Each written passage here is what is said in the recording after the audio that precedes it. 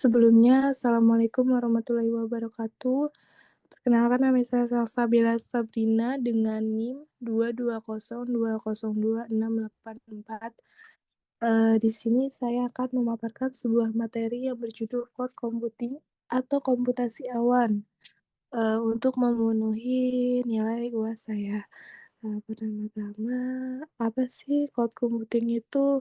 Jadi, cloud computing atau komputasi awan merupakan definisi untuk teknologi komputasi grid computing yang digunakan pada pertengahan hingga akhir 1990-an.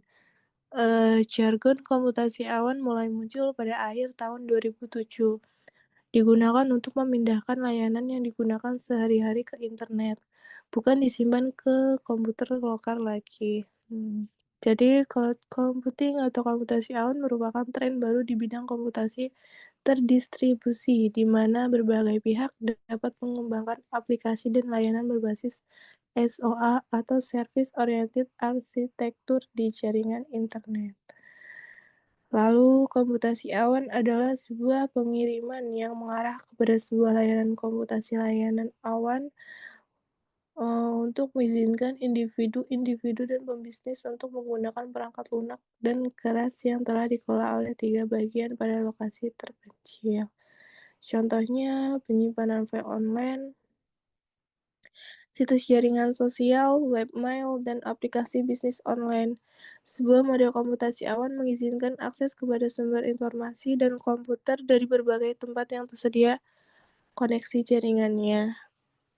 Komputasi awan menetapkan sumber-sumber yang telah dibagi, termasuk ruang penyimpanan data, jaringan, daya protes komputer, dan aplikasi khusus badan hukum dan pengguna.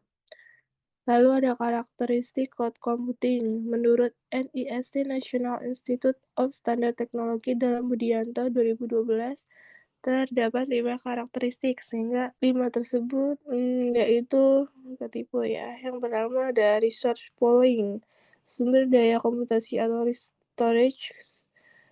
Sumber daya komputasi seperti storage, CPU, memori, network bandwidth, dan sebagainya, yang dikumpulkan oleh penyedia layanan atau service customer dengan multi-talent.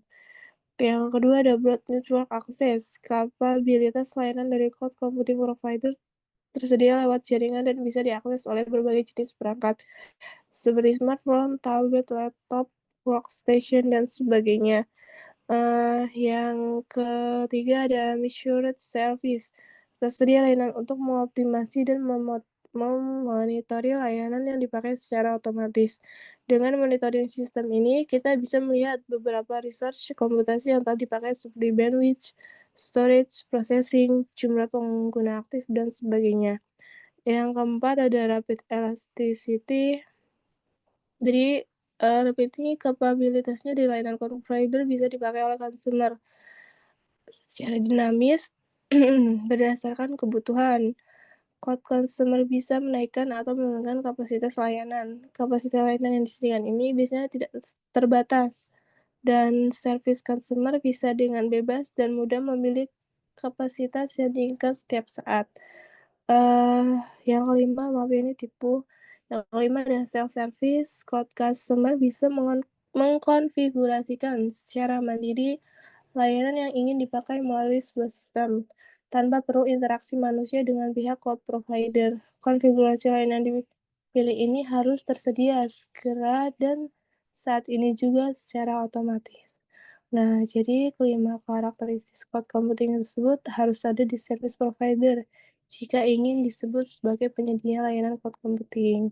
Salah satu saja dari layanan tersebut sebagai cloud provider. Lalu ada layanan cloud computing. NIST dalam Budianto 2012 membagi jenis layanan cloud computing menjadi 3 sebagai berikut. Yang pertama, Software as a Service atau SaaS.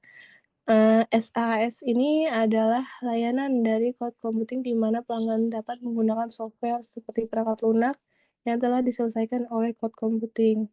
Contoh dari layanan SaaS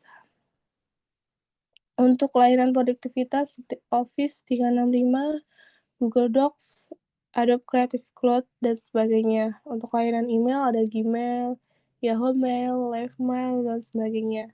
Untuk layanan social network seperti Facebook, Twitter, TikTok, dan sebagainya. Untuk layanan instant message seperti Yahoo Messenger, Skype, TikTok, dan sebagainya. Keuntungan SAS ini adalah jadi SAS tidak perlu membeli lisensi software lagi karena dapat berlangganan ke cloud provider dan membayar berdasarkan pemakaian. Yang kedua ada platform as a service atau PaaS. Jadi PaaS ini adalah layanan dari cloud computing. Jadi kita bisa menyewa rumah dengan lingkungannya untuk menjalankan aplikasi yang telah dibuat. Pelanggan tidak perlu pusing untuk menyiapkan rumah dan memelihara rumah tersebut. Uh, Contohnya seperti Amazon Web Service, Windows Azure, dan Google App Engine. Jadi keuntungan pas ini yaitu untuk pengembangan. Jadi dapat fokus pada aplikasi yang sedang dikembangkan tanpa perlu memikirkan rumah. Untuk aplikasi, dikarenakan hal tersebut sudah menjadi tanggung jawab cloud provider. Lalu yang ketiga ada infrastruktur as a service atau IaaS. IaaS adalah layanan cloud computing. Sewaktu kita bisa menyewa infrastruktur IT atau unit komputasi seperti storage, memory, network, dan sebagainya. Dapat didefinisikan beberapa besar unit komputasi atau CPU, penyimpanan data storage, memori RAM, bandwidth, dan konfigurasi lainnya yang akan disewa. Contoh penyediaan layanan IaaS seperti Amazon EC2, EC2, Rackspace Cloud, Windows Azure, dan sebagainya. Keuntungan dari IaaS ini adalah kita tidak perlu membeli komputer fisik dan konfigurasi komputer virtual tersebut dapat diubah atau scale up, scale down dengan mudah. Ini contoh gambar untuk on-premise model ke cloud computer.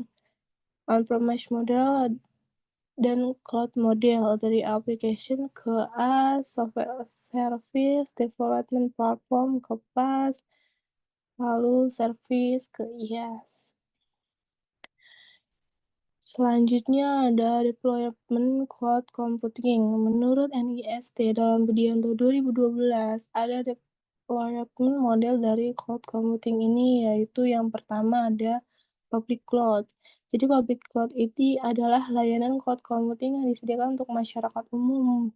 Jadi pengguna bisa langsung mendaftar ataupun memakai layanan yang ada. Contoh public cloud yang gratis seperti Google Meet, Facebook, Twitter, Live Mail, dan sebagainya.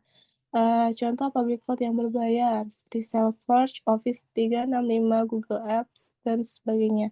Jadi untuk keuntungannya, pengguna tidak perlu berinvestasi untuk merawat serta membangun infrastruktur platform ataupun aplikasi. Lalu kekurangannya sangat tergantung dengan kualitas layanan internet yang kita pakai.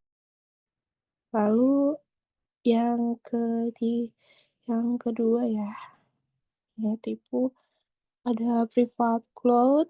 Jadi private cloud itu adalah layanan cloud computing yang disediakan untuk memenuhi kebutuhan internal dari organisasi atau perusahaan.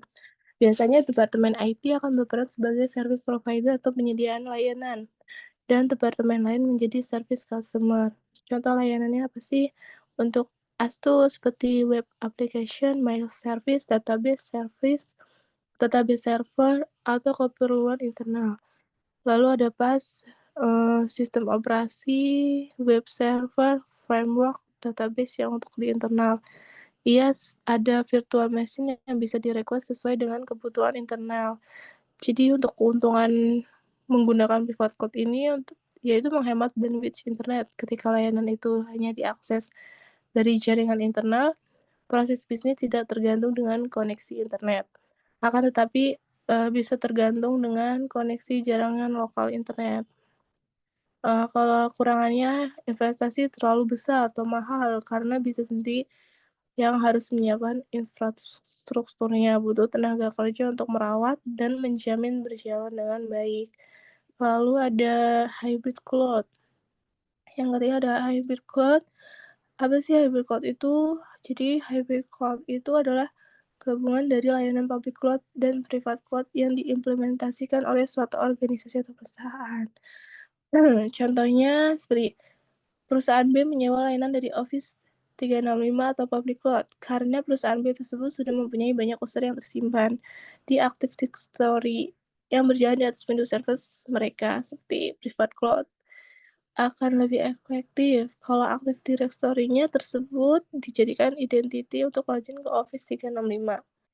Untuk kekurangannya, keamanan data, untuk keuntungannya, kelebihannya. Jadi keamanan data terjamin karena data dapat dikelola sendiri, lebih leluasa untuk memilih mana proses bisnis yang harus tetap berjalan di private cloud dan mana proses bisnis yang bisa dipindahkan ke public cloud dengan tetap aman, menjamin integrasi dari keduanya. Kekurangannya untuk aplikasi membutuhkan banyak yang selanjutnya ada community cloud. Community cloud adalah layanan cloud computing yang dibangun eksklusif untuk komunitas tertentu. Ya, customer-nya berasal dari organisasi yang mempunyai perhatian yang sama atas sesuatu beberapa hal, misalnya saja standar keamanan, aturan, complicates, dan sebagainya. Kelebihannya bisa bekerja sama dengan organisasi lain dalam komunitas yang mempunyai kepentingan yang sama. Kekurangannya ketergantungan antar organisasi jika tipe organisasi tersebut saling berbagi sumber daya. Terakhir untuk kesimpulannya, jadi untuk cloud computing adalah teknologi yang memungkinkan pengguna untuk mengakses dan menyimpan data serta menjalankan aplikasi melalui internet tanpa harus memiliki atau mengelola infrastruktur fisik secara langsung. Layanan ini menawarkan berbagai model seperti infrastruktur as a service atau IaaS, platform as a service PaaS, dan software as a service atau SaaS yang dapat disesuaikan dengan kebutuhan bisnis dan individu. Sekian presentasi dari saya. Jika banyak kata atau kurang dalam menyampaikan, mohon maaf sebesar-besarnya. Wassalamualaikum warahmatullahi wabarakatuh.